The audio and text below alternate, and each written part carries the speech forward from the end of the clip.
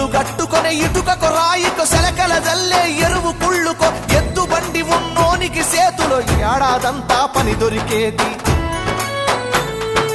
Tata tractor టక్కరిచ్చినాదో నా డొంకదారిని ఆ ఎద్దు బండికి ఎగిరి పడ్డదమ్మో నా పల్లెల్లోనా